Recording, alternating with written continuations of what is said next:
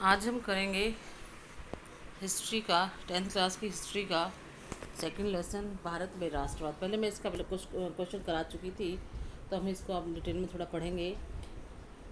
Europe में आधुनिक राष्ट्रवाद के साथ ही राष्ट्र राज्यों का उदय हुआ।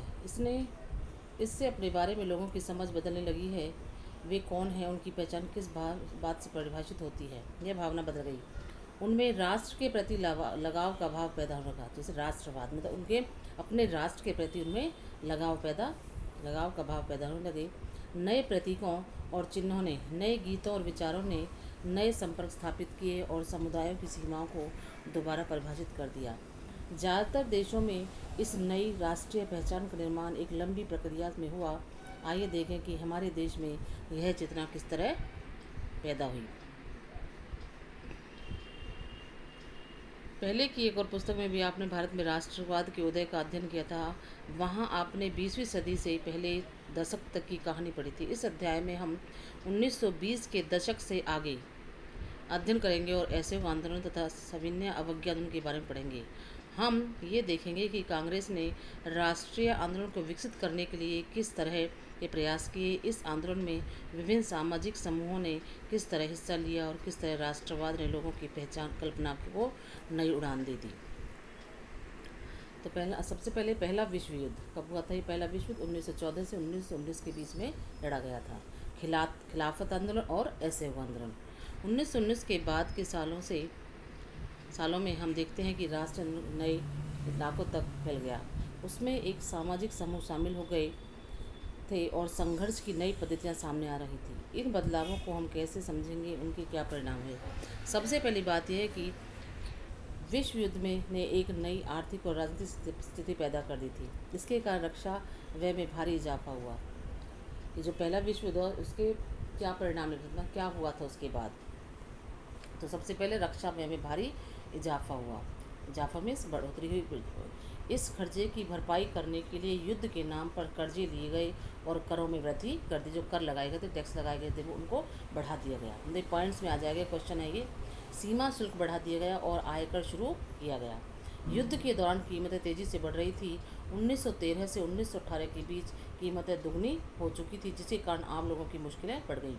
गांवों में सिपाहियों को जबरन भर्ती किया गया, जिसके कारण ग्रामीण इलाकों में व्यापक गुस्सा था। 1918, 19 और 1920-21 में देश में के बहुत सारे हिस्से में फसल खराब हो गई, जिसके कारण खाद्य पदार्थों का अभाव पैदा हो गया। उसी समय फ्लू की महामारी फैल गई। 1921 की जनगणना के मुताबिक दुर्भिक्ष और महामारी का 130 लाख लोग मारे गए। लोगों को उम्मीद थी कि युद्ध खत्म होने के बाद उनकी मुसीबतें कम हो जाएंगी, लेकिन ऐसा कुछ भी नहीं हुआ। साइड में दे रखा है जबरन भर्ती।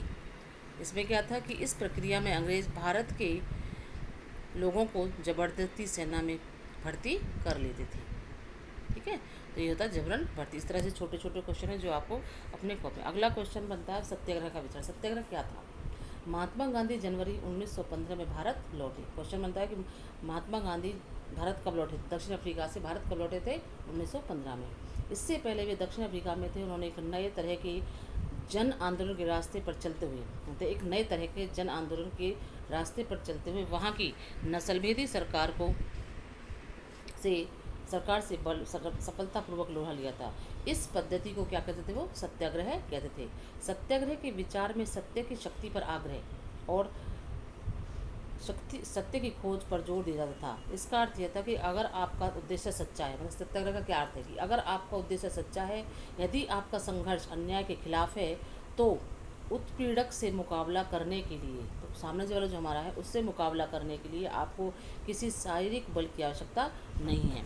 प्रतिशोध की भावना या आक्रामकता का सहारा लिए बिना सत्याग्रही केवल अहिंसा के सहारे भी अपने संघर्ष में सफल हो सकता है। इसके लिए दमनकारी शत्रु की चेतना को झिंझोड़ना चाहिए। उत्पीड़क शत्रु को ही नहीं बल्कि सभी लोगों को हिंसा के जरिए सत्य को स्वीकार करने पर विवश करने की बजाय सच्चाई को देखने और सहज भाव से स्वीकार करने के लिए प्रेरित किया जाना चाहिए। इन संघर्ष में अंततः सत्य की जीत होती है। गांधी जी का विश्वास था कि अहिंसा का यह धर्म सभी भारतीयों को एकता के सूत्र में बांध सकता है। अब अगला है कौन कौन से आंदोलन चले थे? सत्याग्रह आंदोलन चलाया गया कि भारत आने के बाद गांधी ने कई स्थानों पर सत्याग्रह आंदोलन चलाया। सबसे पहले उन्होंने चलाया था 1916 में बिहार के चंपारण में।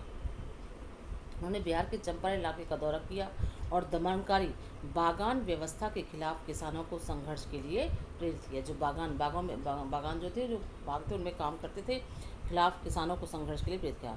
1916 में कहाँ किया था? चंपारण, बिहार में। 1917 में वही सत्याग्रह आंदोलन चलाया था। 19 गुजरात के खेड़ा जिले के किसानों की मदद के लिए सत्याग्रह का आयोजन किया गया।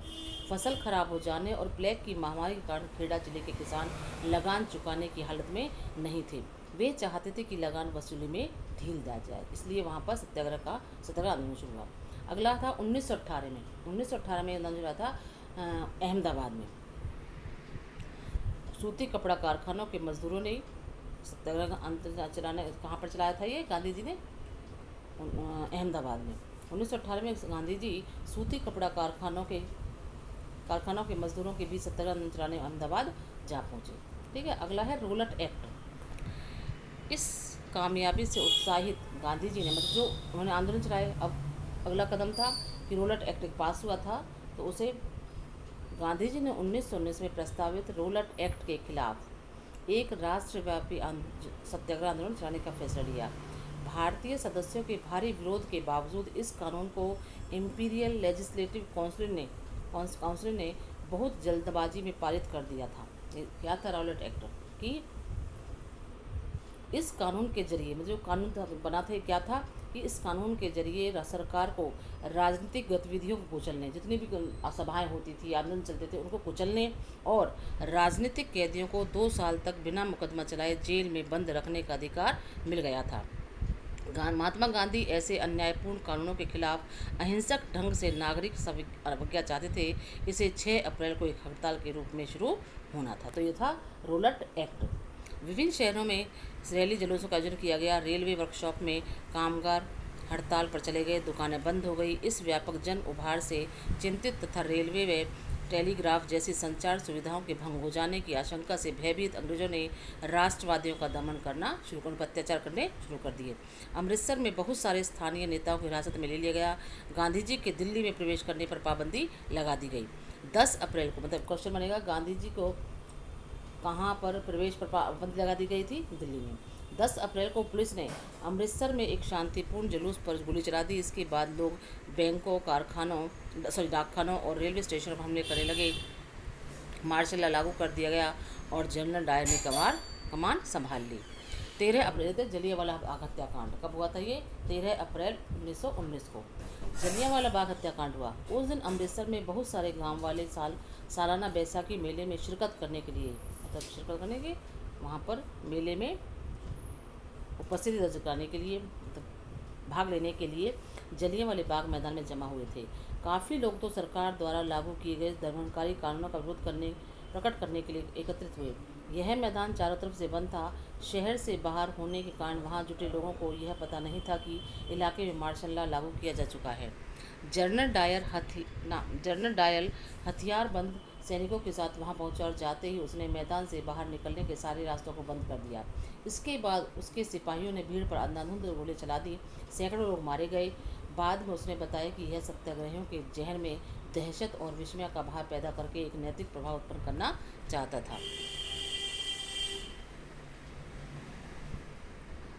ठीक है, आगे हम पढ़ेंगे असहयोग ही क्यों। ये देखो, यहाँ पर एक छोटा क्वेश्चन रह गया था कि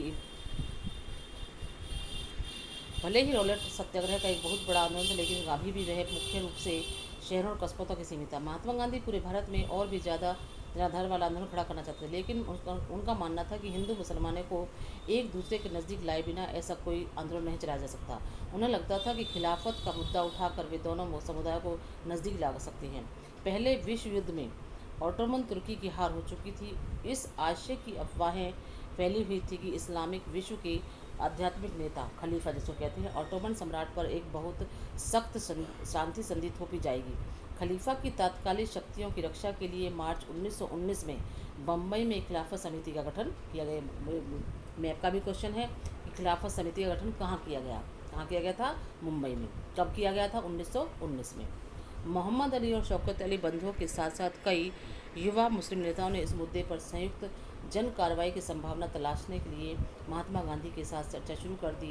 सितंबर 1920 में कांग्रेस के कलकत्ता अधिवेशन में महात्मा गांधी ने भी दूसरे नेताओं को इस बात पर राजी कर लिया कि खिलाफत आंदोलन के समर्थन और स्वराज के लिए एक आंदोलन असहयोग आंदोलन शुरू किया जाना चाहिए। तो सितंबर 1920 में कांग्रेस अधिवेशन कहाँ पूरा हुआ था? कोलकाता में। और अगला दिसंबर में आएगा तो वो हुआ था मुंबई में। सितंबर में हुआ था कोलकाता में और दिसंबर में हुआ था मुंबई में। अगला आगे क्वेश्चन में आएगा ये। अगला है असहयोग ही क्यों। अपनी प्रसिद्ध पुस्तक हिंद स्वराज में, हिंद स्वराज कब छपी थी? 1909 में। किसकी थी? महात्मा गांधी की। ने कहा था कि भारत में ब्रिटिश शासन भारतीयों के सहयोग से स्थापित हुआ था और यह शासन इसी सहयोग के कारण चल पा रहा है। अगर भारत के लोग अपना सहयोग वापस ले लें तो साल भर के भीतर ब्रिटिश शासन ढह जाएगा और स्वराज की स्थापना हो जाएगी। असहयोग का विचार आंदोलन कैसे बन सकता है? गांधी जी का सुझाव था कि यह आंदोलन चरणबद्ध तरीके से आगे बढ़ना चाहिए। सबसे पहले लोगों को सरकार द्वारा दी गई पदवियां लौटा देंगी, चाहे मतलब असहयोग मतलब सहयोग ना करना। जो अंग्रेजी सरकार थी उससे किसी प्रकार का सहयोग ना करना। जो नौकरियां थी उनकी उन्होंने जो पदवियां मिली थी लोगों को उनको लौटा दी। सरकारी नौकरियों, सेना, पुलिस, अदालतों, विधायी परिषदों, स्कूलों और विदेशी वस्तुओं का बहिष्कार करना चाहिए। मतलब बहिष्कार उनको अपने इस्तेमाल में ना लाना। अगर सरकार दमन का रास्ता अपनाती है तो व्यापक सविनय अवज्ञा आंदोलन भी शुरू किया जाना चाहिए। 1920 की गर्मियों में गांधी जी और शौकत अली आंदोलन के लिए समर्थन जुटाते हुए देश भर में यात्राएं करते रहे। कांग्रेस में बहुत सारे लोग इन प्रस्तावों पर सशंकित थे। वे नवंबर 1920 में विधायी परिषद के लिए होने वाले चुनाव का बहिष्कार करने में हिचकिचा रहे थे। उन्हें भय था कि इस आंदोलन में लोग हिंसा कर सकते हैं। सितंबर से दिसंबर तक कांग्रेस में एक भारी खींचतान चलती रही। कुछ समय के लिए ऐसा लगा कि आंदोलन के समर्थकों और विरोधियों के बीच सहमति नहीं बन पाएगी। आखिरकार दिसंबर 1920 में कांग्रेस के नागपुर अधिवेशन में एक समझौता हुआ और असहयोग कार्यक्रम पर स्वीकृति की मोहर लगा दी गई। 1920 में कांग्रेस के कहाँ पर हुआ था अधिवेशन? नागपुर में। ठीक है, ये साइड में है बहिष्कार। किसी के साथ संपर्क रखने और जुड़ने से इनकार करना या गतिविधियों में हिस्सेदारी, चीज़ों की खरीद व इस्तेमाल से इनकार करना, आमतौर पर यह विरोध का एक स्वरूप होता है। तो यहाँ पर ये इतना मैंने आपको पढ़ा है। इसमें से छोटे छोटे क्वेश्चन वो आपको अपनी कॉपी पर लिखने हैं और जो होमवर्क दिया जाए उसे अपनी कॉपी पर लिखना है और याद भी करना है।